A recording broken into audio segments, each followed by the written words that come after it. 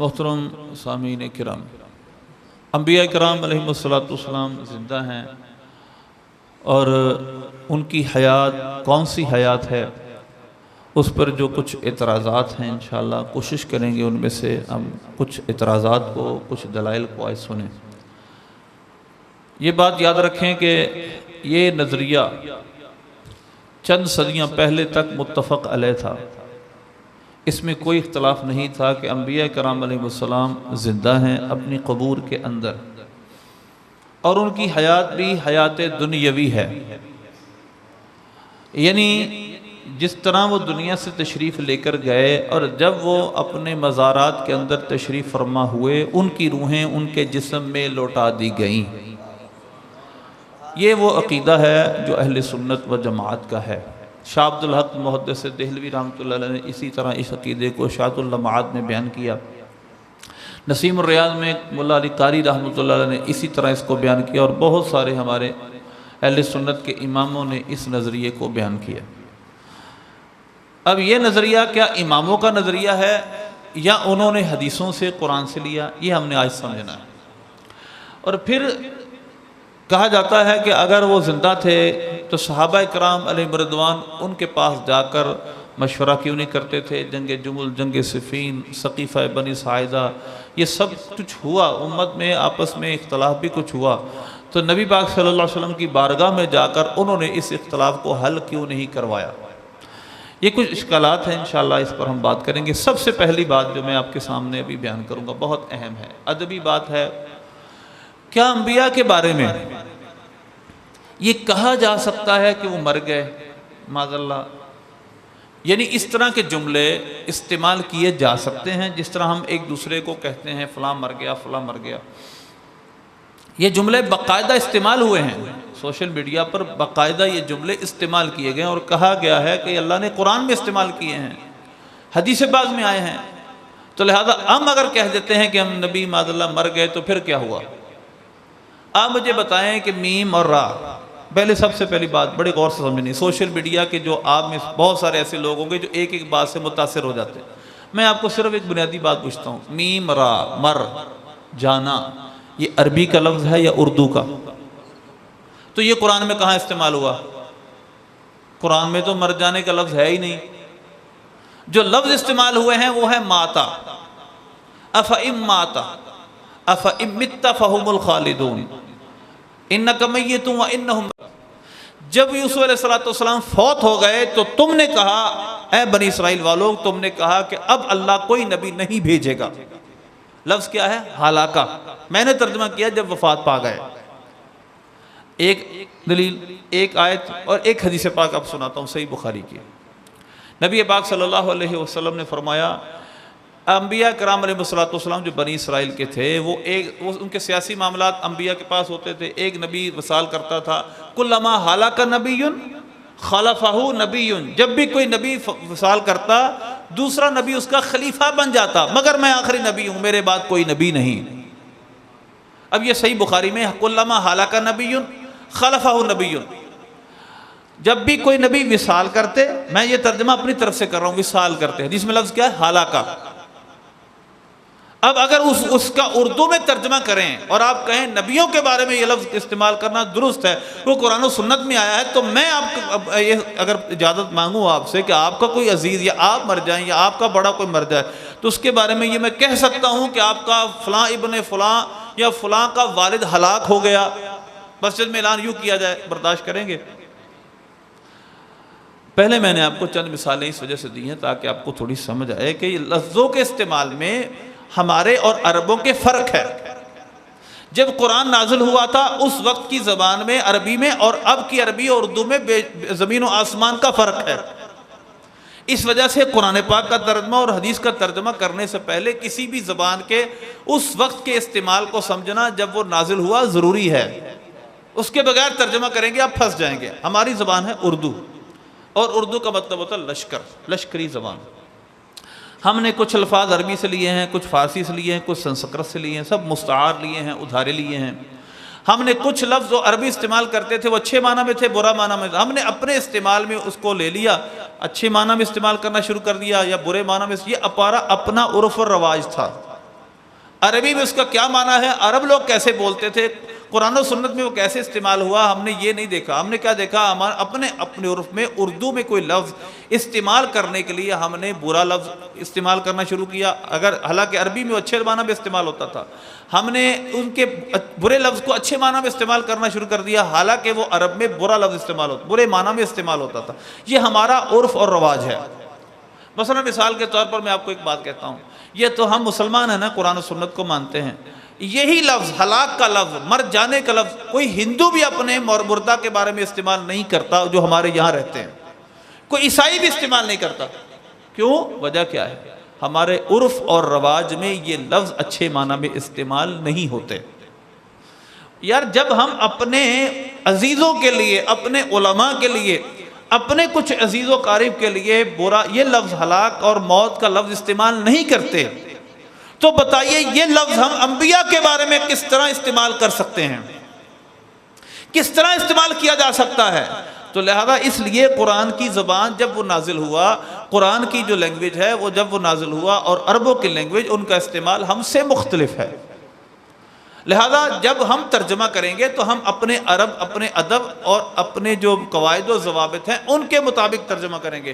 ہم یہ ترجمہ نہیں کریں گے افائم ماتا، جب وہ معاذ اللہ وہ اگر آپ مر جائیں، نہیں، ہم ترجمہ کریں گے اگر وہ فوت ہو جائیں، اگر وہ وصال کر دیں۔ جس طرح ہم اپنے بڑوں کے بارے میں استعمال کرتے ہیں، اس طرح انبیاء کے بارے میں بھی اور بڑوں کے بارے میں ہم یہی کہیں گے، وہ وصال کر گئے، پردہ کر گئے، انتقال کر گئے۔ دوسری بات یہ ہے، یہ تو اللہ نے قرآن میں خود استعمال کیا ہے۔ اللہ پر کوئی شریعت ہے؟ اللہ پر کوئی حلال و حرام ہے؟ سب اس کی مخلوق ہیں، وہ اپنی مخلوق کو جس طرح چاہے بلائے، اس کی مرضی۔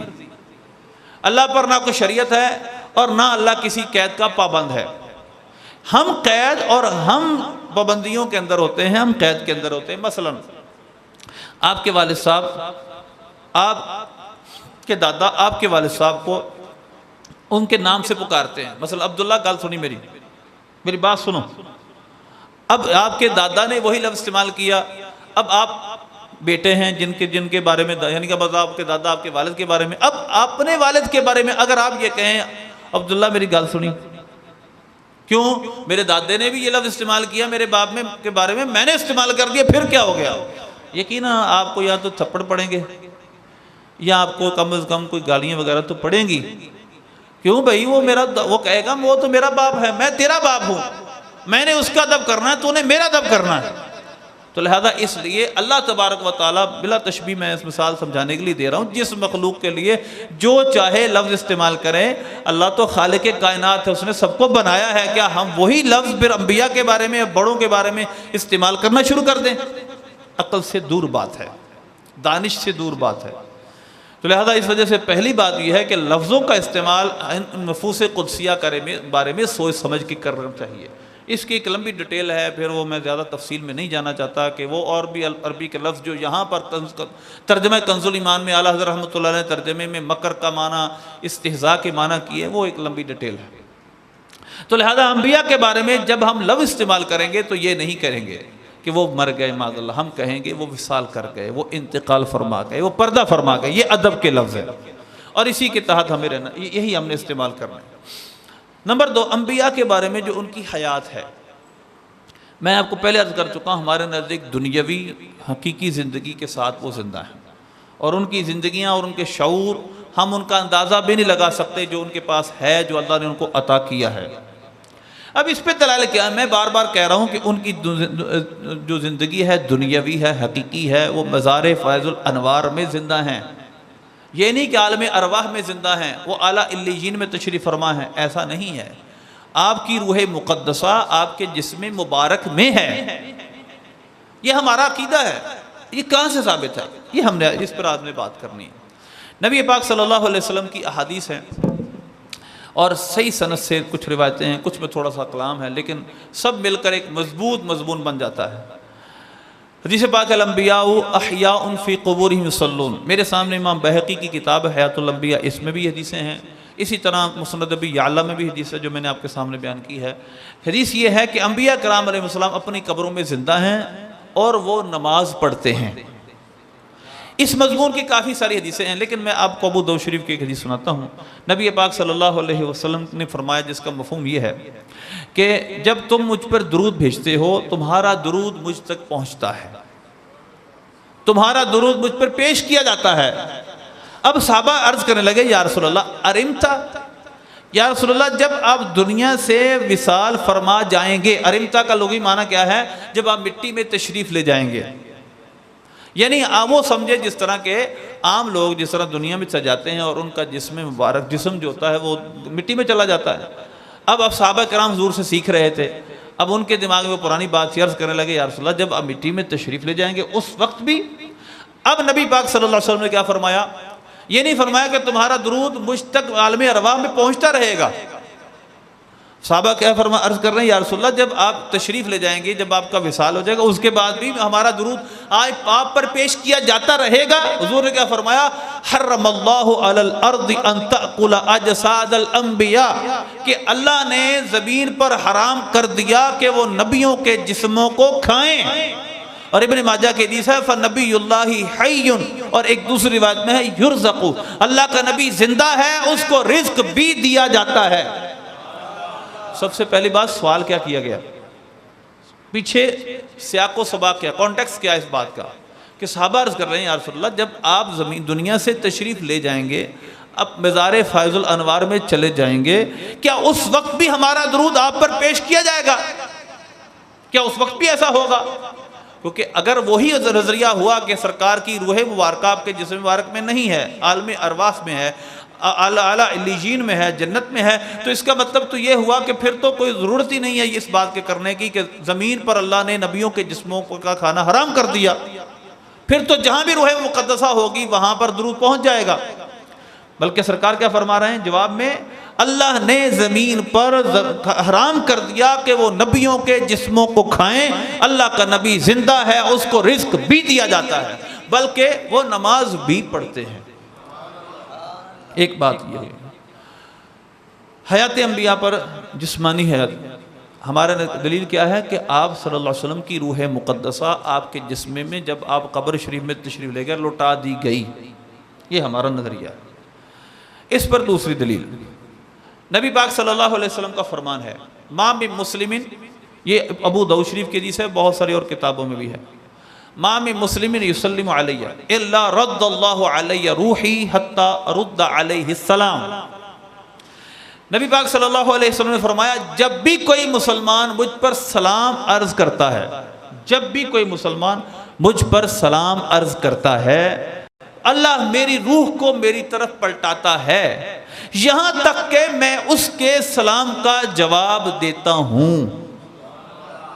ما من مسلم یسلم علیہ الا رد اللہ علیہ روحی حتی ارد علیہ السلام، جب بھی کوئی مسلمان مجھ پر سلام عرض کرتا ہے اللہ میری روح کو میری طرف پلٹاتا ہے، یہاں تک کہ میں اس کے سلام کا جواب دیتا ہوں۔ آپ بتائیں اگر آپ عالم ارواح میں زندہ ہیں اور سلام سننے اور جواب دینے کا مطلب یہ ہے کہ آپ روحوں میں آپ کا سلام پیش کیا جاتا ہے، تو پھر جسم مبارک کی طرف روح لوٹانے کا کیا مطلب ہے؟ مطلب اگر سلام ہم عرض کریں تو آپ جواب دیتے ہیں اور آپ کی روح مبارکہ آپ کے جسم میں لوٹائی جاتی ہے، مطلب آپ خود بنفس نفیس ہمارے سلام کا جواب دیتے ہیں۔ اچھا، القول البدیع میں امام سخاوی رحمۃ اللہ علیہ بہت بڑے محدث ہیں، انہوں نے درود شریف کے فضائل پر کتاب لکھی ہے، اس میں اس حدیث کو لکھا ہے اور کہا کہ اس کا مطلب کیا ہے، کہ اس کا مطلب یہ ہے کہ ہر وقت سرکار کی روح مبارکہ آپ کے جسم مبارک میں لوٹائی جا رہی ہے اور نکالی جا رہی ہے۔ مثلا ہم دیکھیں ہر وقت نماز کے اندر ہم جب بھی جہاں بھی نماز ہوتی ہے السلام علیک ایھا النبی عرض کرتے ہیں، اے نبی آپ پر سلام ہو۔ اسی طرح دنیا میں جہاں نماز پڑھ رہا ہے سرکار پر سلام عرض کر رہا ہے، کوئی نہ کوئی دنیا میں کسی نہ کسی وقت سرکار پر سلام بھیج رہا ہے، کوئی وقت خالی نہیں ہے۔ اور اگر بالفرض کوئی کہے نہیں ہو سکتا کوئی وقت خالی ہو، تو پھر روضہ شریف پر تو ہمہ وقت حاضری ہو رہی ہے اور وہاں درود شریف پڑھا جا رہا ہے، سلام عرض کیا جا رہا ہے۔ اگر پھر بھی کوئی کہے نہیں ہو سکتا ہے روضہ شریف بھی کسی دن خالی ہو جائے، جس طرح کرونا وائرس کے دنوں میں وہاں کوئی نہیں تھا، تو یہ بات یاد رکھیں، مشکاہ شریف کی حدیث ہے کہ 70,000 فرشتے صبح آتے ہیں، 70,000 شام آتے ہیں، سرکار صلی اللہ علیہ وسلم پر سلام عرض درود اور سلام عرض کر کے جاتے ہیں۔ 70,000 صبح ہیں 70,000 شام، یوں بندگی زلف رخ آٹھوں پہر کی ہے۔ کوئی سلام نہ پڑھے تو فرشتے سلام پڑھتے ہیں، وہ درود پڑھتے ہیں۔ لہذا اس کا مطلب کیا ہوا؟ کیا ہر وقت پھر سرکار کی روح مقدسہ آپ کے جسم مبارک میں لوٹائی جا رہی ہے؟ تو القول البدیع میں امام سخاوی لکھتے ہیں ایسا نہیں، بلکہ اس کا حدیث کا مطلب یہ ہے، اس حدیث میں بتایا جا رہا ہے کہ آپ کی روح مقدسہ آپ کے جسم مبارک میں لوٹا دی گئی ہے۔ وہ روح مبارکہ اس وقت جسم مقدس میں ہے اور آپ اپنے امتیوں کو سلام کا جواب دیتے ہیں۔ اچھا ایک اور بات، جب ہم کہتے ہیں کہ انبیاء کرام علیہ السلام اور نبی پاک صلی اللہ علیہ وسلم ہمارا سلام سنتے ہیں، اور دلائل بھی ہمارے پاس ہیں اس پر، وہ کہتے ہیں ایسا نہیں ہے، بلکہ قبر شریف پر ایک فرشتہ ہے جس کو اللہ نے تمام مخلوق کی بولیاں سننے کی طاقت دی ہے، اور اس کے پاس علم کتنا ہے، وہ جانتا ہے کہ جتنے بھی ہم ہیں سب کے نام کیا ہیں، ان کے باپ کے نام کیا ہیں۔ جب بھی ہم درود بھیجتے ہیں تو وہ ہمارا درود نبی پاک صلی اللہ علیہ وسلم کی بارگاہ میں یوں پیش کرتا ہے کہ یا رسول اللہ فلاں ابن فلاں نے آپ پر درود عرض کیا ہے۔ یہ صرف درود کے بارے میں، سلام کے بارے میں نہیں ہے، سلام کے بارے میں نہیں ہے، صرف درود کے بارے میں حدیث ہے۔ اب لیکن پھر بھی آپ کو میں بات کرتا ہوں، یہ وہ دلیل کے طور پہ پیش کرتے ہیں کہ ہمارا درود و سلام حضور نہیں سنتے، بالفرض اگر ہم اس بات کو مان لیں۔ لیکن جو دوسری بات ہمارا جو آج کا موضوع ہے، اگر روح مقدسہ جسم مبارک میں نہیں ہے، اس فرشتے کو قبر مبارک پر رکھنے کا کیا فائدہ ہے؟ میری بات کو سمجھیے گا، اگر آپ کی روح مبارکہ آپ کے جسم مبارکہ میں نہیں ہے تو وہ فرشتہ جو تمام مخلوق کا درود و سلام سنتا ہے، درود سن کر نبی پاک صلی اللہ علیہ وسلم کی بارگاہ میں پیش کرتا ہے، اس کو روضہ مقدسہ پر رکھنے کی کیا ضرورت ہے جب روح مقدسہ وہاں ہے ہی نہیں؟ اسی طرح حدیث پاک میں فرشتوں کا لفظ ہے کہ فرشتے کو سیاحین فرشتے ہیں جو ہر وقت زمین میں سیاحت کرتے ہیں، اور جہاں بھی کوئی درود پڑھتا ہے وہ فوراً جا کر نبی پاک صلی اللہ علیہ وسلم کی بارگاہ میں پیش کرتے ہیں کہ یا رسول اللہ فلاں ابن فلاں نے آپ پر درود پیش کیا ہے، فلاں نے آپ پر درود پڑھا ہے۔ تو وہ جا کر سرکار صلی اللہ علیہ وسلم کے روضہ انور پر درود و سلام درود عرض کرتے ہیں۔ تو بتائیے اگر روضہ اطہر میں نبی پاک صلی اللہ علیہ وسلم تشریف فرما ہے ہی نہیں، جس طرح وہاں جائے تو عمرہ کرنے جائے یا حج کرنے جائے وہ کہتے بھی ہیں یہاں کچھ نہیں، یہاں کچھ نہیں، بتاؤ اگر یہاں کچھ ہے ہی نہیں تو فرشتے 70,000 صبح کیا کرنے آتے ہیں، 70,000 شام کو کیا کرنے آتے ہیں؟ وہ آسمان پر کھڑے ہو کر سرکار پر درود و سلام عرض کرتے ہیں، کیونکہ روح مقدسہ تو ان کے نزدیک اعلیٰ علیین میں ہے، جنت میں ہے، تو فرشتے وہاں ہی عرض کرتے ہیں۔ ان کو زمین پر آنے کی، روضہ اطہر پر آنے کی کیا ضرورت ہے؟ اس فرشتے کو کھڑے کرنے کی کیا ضرورت ہے جو ساری مخلوق کی آوازیں سن سکتا ہے، سب کے نام جانتا ہے، اور وہ یار عرض بھی یوں کرتا ہے یا اللہ فلاں یا رسول اللہ فلاں ابن فلاں نے آپ پر سلام عرض کیا ہے۔ اس وجہ سے میں آپ کو اور بھی دلائل دوں گا، لیکن میں آپ کو صرف بات سمجھانا چاہتا ہوں، ایک بات سن کر آپ کسی کو اپنا ذہن نہ بدلا کریں۔ ہمارے پاس بڑے دلائل ہیں، ابھی تو میں نے کام شروع کیا ہے۔ یہ بات یاد رکھیں، اہل سنت کے علماء جو گزرے ہیں، جنہوں نے یہ نظریات اخذ کیے ہیں قرآن و سنت سے، وہ معمولی عالم نہیں تھے، بہت علم تھا ان کے پاس۔ میں آگے چلتے ہیں، نبی پاک صلی اللہ علیہ وسلم پر یہ درود و سلام عرض کرنے کے بارے میں اب ایک اور بات میں آپ کو عرض کرتا ہوں۔ صحابہ کرام صحیح بخاری میں ہے، صحابہ کرام علیہم رضوان عرض کرتے ہیں یا رسول اللہ یہ تو ہم جان گئے، کیفَ نصلی علیک، آپ پر درود کیسے بھیجنا، یہ ہمیں ہم آپ پر درود کیسے بھیجنا، ہمیں سلام کا پتہ چل گیا کہ آپ پر سلام کیسے عرض کرنا، یا رسول اللہ یہ بتائیے درود کیسے بھیجنا۔ میری بات توجہ سنیے گا، ہم کنا نعرف کیفَ نسلم علیک، یا رسول اللہ یہ تو ہم پہچان گئے کہ آپ پر علیک، آپ پر سلام کیسے عرض کرنا ہے، اب یہ بھی بتا دیئے آپ پر درود کیسے بھیجنا ہے۔ ہمیں نماز میں آپ پر سلام عرض کرنے کا تو پتہ چل گیا، وہ سلام کیسے عرض کرتے ہیں؟ التحیات للہ والصلوات والطیبات السلام علیک ایہا النبی، ہر نماز میں ہم ایسے طرح سلام عرض کرتے ہیں نا، تمام قولی فعلی مالی عبادتیں اللہ کے لیے، اور سلام ہو آپ پر اے غیب بتانے والے نبی۔ ہم نماز میں مخاطب کر کے السلام علیک ایہا النبی پڑھتے ہیں۔ تو صحابہ نے یہی عرض کیا یا رسول اللہ کہ ہمیں پتہ چل گیا کہ آپ پر سلام کیسے بھیجنا ہے۔ اب فریق مخالف پتہ کیا کہتے ہیں یہاں پر؟ وہ کہتے ہیں دیکھو اس سے مراد ہے جب نبی پاک صلی اللہ علیہ وسلم درود شریف، جب آپ معراج شریف کی رات اللہ کی بارگاہ میں حاضر ہوئے تو یہ جو التحیات للہ والصلوات ہے نا، اللہ نے بھی پڑھا، نبی پاک صلی اللہ علیہ وسلم نے التحیات للہ السلام علیکہ ایھا النبی، اللہ نے فرمایا السلام علینا وعلی، یہ فرشتوں نے، یہ پورا ایک واقعہ ہے۔ وہ کہتے ہیں کہ جب السلام علیکہ ایھا النبی پڑھے نا، تو وہ جو عالم جو معراج کی رات معاملہ ہوا نا، وہ واقعہ ہوا، اس کو دماغ میں لا کر کہیں کہ اللہ آپ پر سلام بھیج رہا ہے، اللہ پر، یعنی حکایت کریں، دماغ میں اس واقعے کو ذہن میں رکھیں، یوں سلام عرض کریں۔ یہ وہ اختراع ہے، یقین مانے دین کے اندر وہ بدعت ہے جس کا وجود کسی پہلے عالم نے بیان ہی نہیں کیا، کیونکہ صحیح بخاری کے لفظ کیا ہیں؟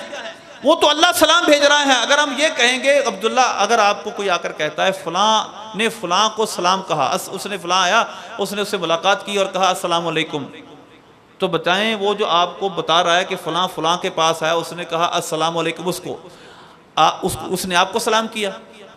نہیں، اس نے آپ کو سلام نہیں کیا، وہ حکایت بیان کر رہا ہے کہ فلاں فلاں کے پاس گیا، اس نے اس لفظ کے ساتھ اس کو سلام کہا۔ تو اگر ہم یہ کہیں کہ ہم اپنے دماغ میں یہ رکھیں اللہ سلام پڑھ رہا ہے حضور پر، تو ہم نے کون سا سلام سرکار پر بھیجا؟ ہم نے تو سلام بھیجا نہیں، ہم تو واقعہ بیان کر رہے ہیں۔ جس طرح قرآن میں واقعات اللہ فرماتا ہے سلام علی عبادہ الذین اصطفیٰ، سلام علی موسیٰ، سلام علی نوح فی العالمین، تو وہ تو اللہ سلام بھیج رہا ہے، ہم نے تو سلام نہیں بھیجا ان شخصیتوں پر۔ تو لہذا صحابہ کیا عرض کر رہے ہیں، یا رسول اللہ ہمیں یہ بتا دیں، ہمیں پتہ چل گیا کیف نسلم علیک، جمع متکلم کا صیغہ، ہمیں یہ پتہ چل گیا کہ آپ پر سلام کیسے بھیجنا ہے، ہمیں اب یہ بتا دیں کہ آپ پر درود کیسے بھیجنا ہے۔ تو صحابہ تو صراحتاً ہمیں بتا رہے ہیں کہ کیا کرنا ہے، درود سلام سرکار پر ہی پیش کرنا ہے۔ یا رسول اللہ ہم آپ پر سلام عرض کر رہے ہیں۔ اب جب ہم نماز میں کیا کریں گے، السلام علیکہ ایھا النبی پیش کریں گے۔ امام غزالی نے یہ صراحتاً لکھا ہے، اپنی طرف سے نہیں لکھا، میں نے آپ کو حدیث کے لفظ سنا ہے۔ انہوں نے کہا جب سرکار صلی اللہ علیہ وسلم پر نماز میں سلام عرض کرنے لگیں تو یوں تصور کریں کہ میرے سامنے نبی پاک صلی اللہ علیہ وسلم تشریف فرما ہیں اور میں آپ کو سلام عرض کر رہا ہوں۔ اور حدیث کے مطابق کیا ہوگا پھر، ہمیں سرکار ہمارے سلام کا جواب بھی ارشاد فرمائیں گے۔ یہ ابو داؤد کی صحیح حدیث ہے۔ اس وجہ سے انبیاء کرام علیہ السلام کی حیات ہمارے نزدیک دنیاوی حقیقی ہوتی ہے۔ صحیح مسلم میں کتاب الفضائل میں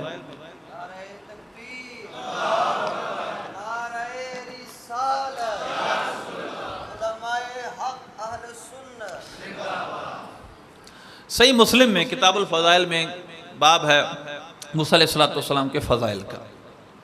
جب نبی پاک صلی اللہ علیہ وسلم معراج کی رات تشریف لے گئے بیت المقدس، تو راستے میں 3 انبیاء کرام کا ذکر حضور پاک، بلکہ 4 کا ذکر سرکار نے کیا، جن میں سے 3 کے متعلق آپ صلی اللہ علیہ وسلم نے فرمایا میں نے انہیں کھڑے ہو کر نماز پڑھتے دیکھا۔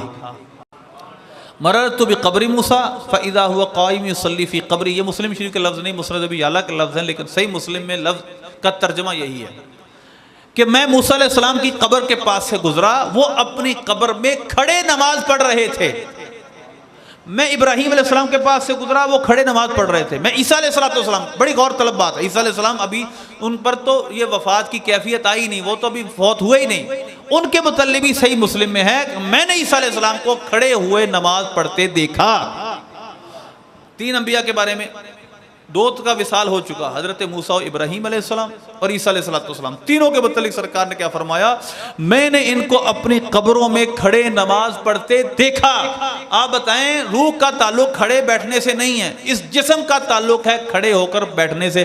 بلکہ اگر کہا جائے ان کی روحیں ان کی قبروں میں ہیں، اگر یہی تصور رکھا جائے کہ انبیاء کی روحیں آسمانوں میں ہیں، صرف جسم وہاں پڑے ہیں، تو میرا سوال یہ ہے کہ حضور تو فرما رہے ہیں میں نے ان کو ان کی قبر میں کھڑے نماز پڑھتے دیکھا۔ اگر کوئی کہے نہیں اس سے مراد روح ہے تو اس کی اپنی سمجھ ہے، حدیث میں یہ نہیں ہے۔ حدیث میں کیا ہے، قائم یصلی، موسیٰ علیہ السلام اپنی قبر میں کھڑے نماز پڑھ رہے تھے۔ بلکہ اب یونس علیہ السلام کے بارے میں سرکار نے کیا فرمایا تھا، علی ناقۃ حمراء، میں نے ان کو سرخ اونٹنی پر بیٹھے دیکھا اور وہ تلبیہ پڑھ رہے تھے۔ میں نے ان کو سرخ اونٹنی پر بیٹھے دیکھا، ملبین، اور وہ تلبیہ لبیک اللہم لبیک پڑھ رہے تھے۔ روح کا تعلق کسی جگہ کسی سواری پر بیٹھنے سے نہیں، روح کو اس کی حاجت نہیں۔ روح ایک ہلکا جسم ہے جس میں لطیف ہے، اس کو کسی سواری کرنے کی ضرورت نہیں، اس کو ہم بیٹھا کھڑا نہیں کہہ سکتے۔ تو یہ جسم کے خواص ہیں، کسی چیز سواری پر سوار ہونا اترنا یہ جسم کے خواص ہیں، جسم کی ایٹریبیوشنز ہیں۔ تو لہذا اس وجہ سے نبی پاک صلی اللہ علیہ وسلم نے کیا فرمایا کہ میں نے یونس علیہ السلام کو سرخ اونٹنی پر بیٹھے دیکھا اس حال میں کہ وہ تلبیہ پڑھ رہے تھے۔ اب سوال یہ پیدا ہوتا ہے کہ باقی صحابہ کو نظر کیوں نہیں آئے؟ صحابہ کو نظر کیوں نہیں آئے؟ یہ بات یاد رکھیں، یہ ضروری نہیں کہ جو شے نظر نہ آئے وہ ہے بھی نہیں۔ دیکھنے کے اصول ہیں، اللہ نے اس دیکھنے کے ہماری آنکھوں کے کچھ اصول اور رکھے ہیں، اور ہم بہت ساری چیزوں کو نہیں دیکھ سکتے لیکن موجود ہیں بہت۔ نبی پاک صلی اللہ علیہ وسلم کیا جب معراج کی رات، میں بہت اہم دلیل دینے لگا ہوں یہاں پر، جب ہجرت کی رات نبی پاک صلی اللہ علیہ وسلم کفار مکہ سے کے بیچ میں سے سورہ یاسین پڑھتے تشریف لے گئے تھے تو کیا سرکار کا وہ جسم نہیں تھا جو نظر ہی نہیں آیا تھا؟ اور کہیے ہجرت کی رات جب نبی پاک صلی اللہ علیہ وسلم نکلے تھے مکہ شریف سے تو کفار کے بیچ میں سے نکلے تھے، اندر میں سے یعنی سامنے کھڑے تھے اور بیچ میں سے سرکار نکل گئے سورہ یاسین پڑھتے ہوئے۔ تو آپ بتائیں جب سرکار وہاں سے تشریف لے کر گئے تھے تو کیلا سرکار کی روح تھی؟ جسم مبارک تھا کہ نہیں؟ تو کسی کافر کو نظر کیوں نہیں آیا؟ تو ضروری نہیں کہ جو زندہ ہو وہ ہر ایک کو نظر بھی آئے، یہ باقاعدہ میں نے آپ کو حدیث سے مثال دی ہے۔ تو لہذا اس وجہ سے اگرچہ باقی لوگوں کو نظر نہیں آئی الگ بحث ہے، لیکن ان کی زندگی کے متعلق سرکار نے خود فرمایا ہے کہ ان کو کھڑے میں نے نماز پڑھتے دیکھا، میں نے یونس بن متیٰ کو میں نے ایک سرخ اونٹنی پر بیٹھے ہوئے تلبیہ پڑھتے سنا۔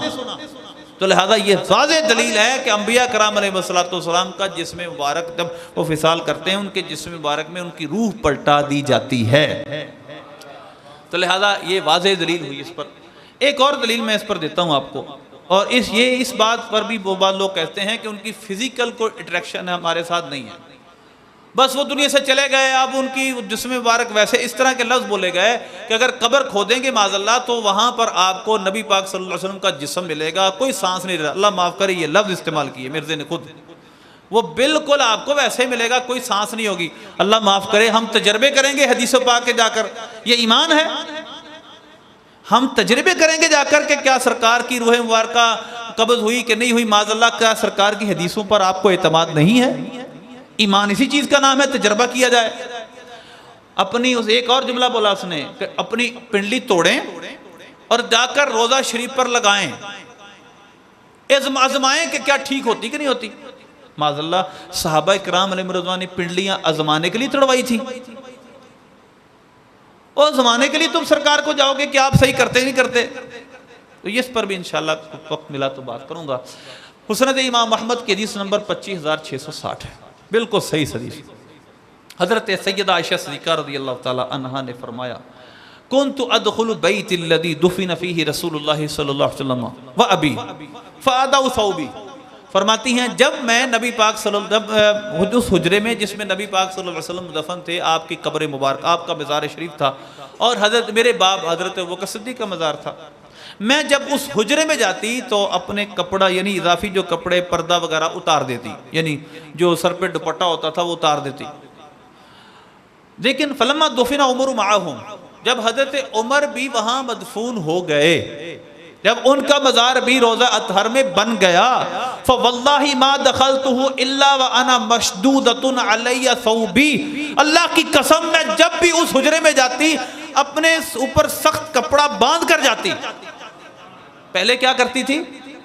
میرے باپ اور میرے شوہر تھے تو میں کیا کرتی تھی؟ اپنے کپڑے کو میں کہا کرتی ہوں زوجی و ابی، میں اپنا پردہ، سر کا جو پردہ ہوتا تھا نا، پردہ یعنی کہ چادر وغیرہ اتار دیتی تھی، اور کہتی نا میں زوجی و ابی، یہاں میرے باپ ہیں، انہوں نے یہ نہیں کہا کہ ان کے جسم ہیں، انما وہ زوجی و ابی، یہ میرے شوہر ہیں اور میرے باپ ہیں، یعنی شوہر رسول پاک ہیں اور حضرت ابوبکر صدیق ان کے والد تھے۔ لیکن جب حضرت عمر مدفون ہوئے، فلما دفن عمر معہم، جب حضرت عمر بھی ان کے ساتھ مدفون ہو گئے، واللہ ما دخلتہ الا وانا مشدودۃ علی ثوبی، اللہ کی قسم جب بھی میں اس حجرے میں جاتی اپنے اوپر کپڑے کو شدید طریقے سے باندھ کر جاتی۔ کیوں؟ میں کہتی تھی کیوں کرتی تھی ایسا؟ حیاء من عمر، میں حضرت عمر سے حیا کرتی تھی۔ میں حیا من عمرہ، میں حضرت عمر سے حیا کرتی تھی۔ بتاؤ اگر اس حجرے میں رہنے والوں کو باہر لوگوں کو کچھ پتہ ہی نہیں، وہاں کچھ ہے ہی نہیں، تو وہ حیا کس سے کرتی تھی؟ اگر معاذ اللہ ان کے جسم پتھر ہو گئے تو بتاؤ تو وہ حیا کس سے کر رہی تھی؟ تو لہذا یہ نظریہ رکھنا کہ وہ زندہ نہیں تھے، ان کو کچھ پتہ نہیں، یہ قرآن و سنت کے خلاف ہے۔ بلکہ اس حدیث کو ان لوگوں نے جن کا نظریہ انبیاء کے زندہ ان کا انکار کر دیا، انہوں نے کہا یہ حدیث صحیح نہیں، غلط ہے، حالانکہ سند ٹھیک ہے۔ انہوں نے کہا قرآن کے خلاف ہے، قرآن کہتا ہے وہ جب فوت ہو جائیں۔ تو ہم کب انکار کرتے ہیں کہ ان کا وصال نہیں ہوا؟ ہم کب انکار کرتے ہیں کہ ان کی روح مبارکہ ایک دفعہ ان کے جسم اطہر سے نکالی نہیں گئی؟ کل نفس ذائقۃ الموت کا تقاضا ان پر پورا ہوا، لیکن انبیاء کو بھی اجل آنی ہے، لیکن فقط آنی ہے۔ ایک دفعہ آئی اور دوبارہ جب وہ مزار فیض الانوار میں گئے، اللہ نے ان کی روحیں ان کے جسم میں لوٹا دیں۔ تو یہ ہمارا نظریہ ہے۔ اچھا، آخری بات میں آپ کے سامنے، مواد تو بہت سارا ہے لیکن چند باتیں بس آخری میں عرض کرتا ہوں۔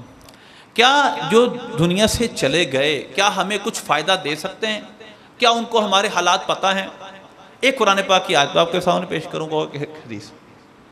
قرآن پاک کی آیت یہ ہے، اللہ فرماتا ہے جو دنیا سے قتل جو شہید کر دی جائیں ان کو مردہ گمان نہ کرو، وہ زندہ ہیں، ان کو رزق دیا جاتا ہے۔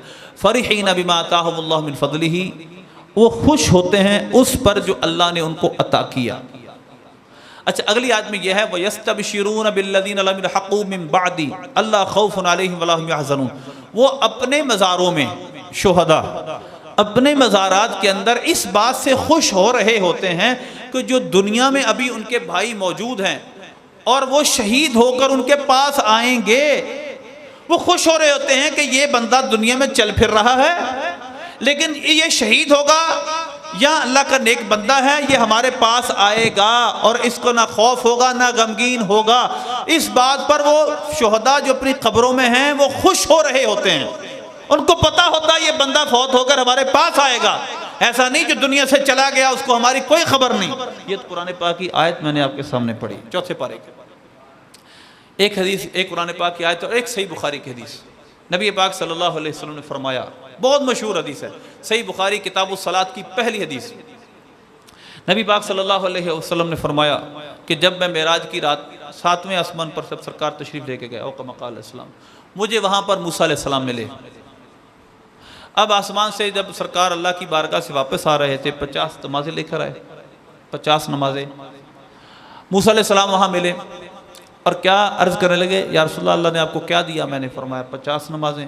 انہوں نے کہا زمین والوں کے حالات بھی وہ جانتے تھے کہ آپ کی امت یہ 50 نمازیں نہیں پڑھ سکے گی، وہ دنیا سے چلے گئے ہیں، ان کا وصال ہو گیا ہے، لیکن نبی پاک صلی اللہ علیہ وسلم ابھی آپ کا وصال نہیں ہوا۔ یہ جو منکر حیات نبی ہیں ان کے نزدیک اس وقت زندہ تھے، لیکن موسیٰ علیہ السلام دنیا سے چلے گئے تھے۔ ان کے ساتھ سرکار نے انٹریکشن کی، ان کے سرکار نے ملاقات کی، اور نہ صرف ملاقات کی بلکہ ہم پر موسیٰ علیہ السلام کی اتنی بڑی مہربانی ہے سرکار صلی اللہ علیہ وسلم کی مہربانی کے بعد کہ 50 نمازوں میں صرف 5 باقی رہ گئیں۔ یہ کس کا فیض ہے؟ جو دنیا سے چلا گیا اس نے ہمیں یہ فیض دیا ہے کہ 45 سے 45 معاف کروا دی ہمارے لیے، ہمارے لیے وسیلہ بنے۔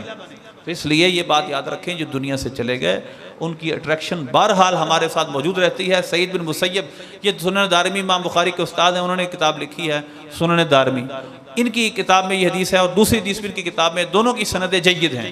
حضرت سعید بن مسیب رضی اللہ تعالیٰ ایام حرہ میں جب یزید نے مدینے پر لشکر کشی کی، اس وقت یہ مسجد نبوی شریف میں 3 دن رہے اور یہ کہتے تھے کہ میں نے وہ اذان اور اقامت، اب پتہ نہیں چلتا تھا باہر کیا ہو رہا ہے، مسجد نبوی شریف کے دروازے بند تھے، تو مجھے نماز کے اوقات کا علم ببہبہۃ، مجھے ایک آواز سے ہوتا جو تھا جو روزہ اطہر سے آتی تھی، ایک آواز آتی تھی روزہ اطہر سے، مجھے پتہ چل جاتا تھا اب نماز کا وقت ہو گیا ہے اور اب اقامت کا وقت ہو گیا۔ حضرت سیدہ عائشہ صدیقہ رضی اللہ تعالیٰ عنہ کے پاس کچھ لوگ آئے، یہ مشکات میں بھی دونوں حدیثیں ہیں، مسند دارمی میں، لیکن مشکات میں سنن دارمی کے حوالے سے۔ حضرت سیدہ عائشہ صدیقہ رضی اللہ تعالیٰ عنہ کے پاس کچھ لوگ آئے، اب ہلاکت ہو رہی ہے، لوگ مر رہے ہیں، بہت تنگی ہے، سخت قحط سالی ہے، آپ دعا کریں۔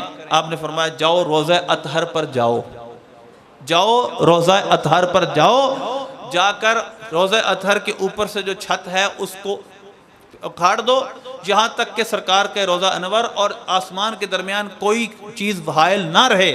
چنانچہ صحابہ نے جا کر یہ کام کیا، اتنی بارش ہوئی اس سال کو عام الفتق کا سال کہا گیا، یعنی وہ سال جس میں پھوٹ ہوئے، یعنی نعمتیں پھوٹیں، سبزہ پھوٹا۔